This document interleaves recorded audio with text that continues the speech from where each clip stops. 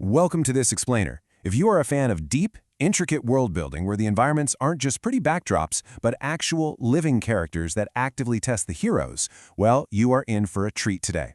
We're going to completely unpack how the Yaenddarr Chronicles works. We'll look at everything from the cosmic gods who forged the universe to the very real scientific principles that make its terrifying weather systems totally believable. Let's just dive right in. Here's our roadmap for this macro to micro journey. We'll hit 1. The ethereal star system. 2. Nature versus the machine. 3. Trials of the elements. 4. Anatomy of Skyward Mountain. And finally, 5. The physics of fantasy. Basically, we're zooming all the way down from the birth of a cosmos right into the nitty-gritty climate science. All right, to really get this universe, we have to start at the absolute beginning. Section 1. The ethereal star system and the era of birth. So, tracing this timeline of the era of birth, it's a pretty wild ride. The ethereal star system wasn't just peacefully spoken into existence, it violently formed from a collapsed black hole called the Blackmore. The energy from that implosion created a system of stars without any suns or moons, just pure, resonant stillness. Then in Phase 3, we see the cosmic creators, Celestia and Nexus, awaken. This kicks off a beautiful golden era of harmony which, well, it doesn't last. It ultimately shatters into an era of tragedy, requiring reality itself to undergo a massive cosmic reset. It is a huge, sweeping mythology. Now you're probably wondering, who exactly are these creators? The primordial aeons are beings of immense cosmic power who shape reality, stars, and planets. But what's truly fascinating here is how they physically manifest their core philosophies into the planets they build. They don't just build a rock in space, they literally encode their own nature into the soil, the weather, and the biology of their creations. Celestia, for example, is the embodiment of love and nurturing energy, while Nexus is forged from pure, rigid logic and order. Which brings us right into Section 2, Nature versus the Machine. Let's see how those philosophies create two incredibly different worlds. We have a really stark dichotomy between the two primary planets here. First, there's Celestria's creation, planet Yaenddarr. Known as the Cradle of Life, it's bathed in the gentle energy of the lunar star and governed entirely by organic growth, magic, and emotion. Then, completely opposite to that, we have Nexus's creation, planet Koka. This is the Forge of Order. Bathed in the harsh light of the technostar, it's a hyper-rigid technological sphere governed by absolute precision and logic. These aren't just different biomes, they are literal physical arguments for how existence should function. And what's super cool about this breakdown is how the folks living on these planets perfectly mirror that magic versus logic clash. On Yaenddarr, you've got the Sylvans, towering tree-like Ents, and the graceful Erins, all living in these symbiotic, naturally evolving landscapes.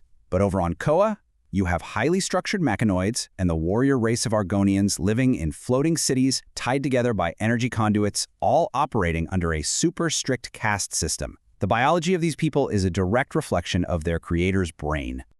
So how do actual mortals handle all this overwhelming power? Let's get into Section 3, Trials of the Elements.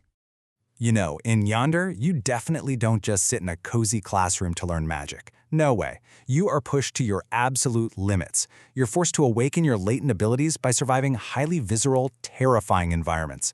Look at Archlight. She has to synchronize her technomancer magic while dodging a massive metal guardian inside a reactor full of molten circuitry. Celestia has to find pure emotional clarity while surrounded by silent, razor-winged ice fairies in sub-zero cold. And Solarin? He only awakens his lightning spark by dodging literal, lethal strikes from a stormlight construct in a high-voltage arena. This points to a brilliant core theme of the whole series. Awakenings are directly triggered by confronting extreme, dangerous environmental conditions. It shows us that in this universe, power isn't just handed to you. It is violently extracted by surviving against the world itself. The planet tests you, and if you can't adapt to its rhythm, you fail. It's such a dynamic, high-stakes approach to a magic system. To really get a feel for how brutal this is, let's look at one specific environment in Section 4, Anatomy of Skyward Mountain. Skyward Mountain is defined by a terrifying verticality. This isn't just a big hill for hiking, it's a stacked ecosystem where every single altitude is a totally unique, deadly biome. Down at the base is the frost region, pummeled by sub-zero blizzards actively generated by spirits like winter yokai.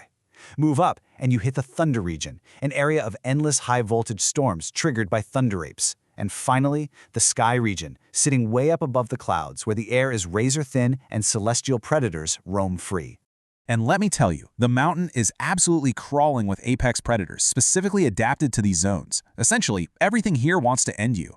In the frost, wendigos and snow dire cats with frostbite-inducing enzymes ambush prey and whiteouts. In the thunder zone, mindless storm-born golems are literally born from lightning strikes. In the ballast, a serpent with a petrifying bite hides in the electric fog. There are even rock munchers that crack golem plating just to eat their gem cores. It turns the entire mountain into a living, breathing meat grinder for anyone daring to climb it.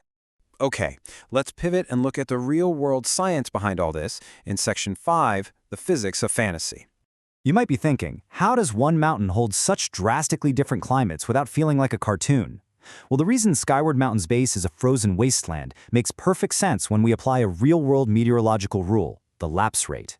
Because our atmosphere is pressurized by gravity, air molecules are packed tight at sea level, which holds heat. But as you climb, the air pressure drops, expands, and naturally cools down. You lose about 3.5 degrees Fahrenheit for every 1,000 feet you go up. So the author is actually using real-world physics, where altitude acts as a natural thermostat, to justify these crazy fantasy biomes. Think of high-altitude geography as nature's ultimate insurance policy for preserving extreme weather. This scientific reality is exactly why characters like Solaran face unforgiving frost and storms up high, no matter what the weather is doing down at sea level. The mountain physically traps the cold air, forcing the ecosystem to play by these brutal, unchanging rules. It's such an incredibly grounded way to build a fantasy setting. This deep connection to the environment also completely changes how time and seasons are perceived. As discussed in the source material, there's a fascinating philosophy at play here. There is something incredibly grounded about stepping away from arbitrary clock time and tuning your life to the actual rhythm of the planet. Getting away from artificial, standard time zones and actually aligning life with the sun's trajectory and shifting seasons, it brings us back to a much more intuitive, natural way of existing. And this leads into a huge point about our psychological need for seasons. Having 4 distinct seasons gives us a natural blueprint for life. You get high energy and growth in the summer, followed by essential periods of resting, shedding, and reflecting during the winter. Conversely, a perpetual summer, an unending state of heat and action, just leads to biological burnout. It's literally like trying to run a marathon without ever stopping to sleep. This perfectly explains why characters in Yaenddarr have to pass through domains of pure winter or relentless storm to truly evolve. They desperately need that environmental pressure and that rest to grow. The source material also dives into a super interesting, entirely neutral dialogue about our real-world climate, comparing Earth's massive natural cycles to modern shifts. As this quote captures, while the planet absolutely has the capacity to terraform itself, human activity essentially slammed the brakes on a natural cooling cycle and forced a hard U-turn. The text points out that Earth naturally goes through multi-millennial terraforming phases, but current human interference basically took a process that normally unfolds over tens of thousands of years and slammed it into a couple of centuries. So, what is the big takeaway from all this? It's that the extreme environments of Yaenddarr essentially serve as a mirror to our own shifting, volatile climate. The visceral dangers in the book, the sudden storms, the shifting geography, the unforgiving frost, they feel so real and intimidating because they directly tap into our own deep-seated anxieties about surviving in a world with unpredictable weather. Sometimes fantasy is really just reality wearing a mask. I want to leave you with this final question to chew on. If fantasy environments like Yaenddarr are shaped by our real-world need for seasonal rhythms and climate stability, what does our fiction tell us about the future of our own planet?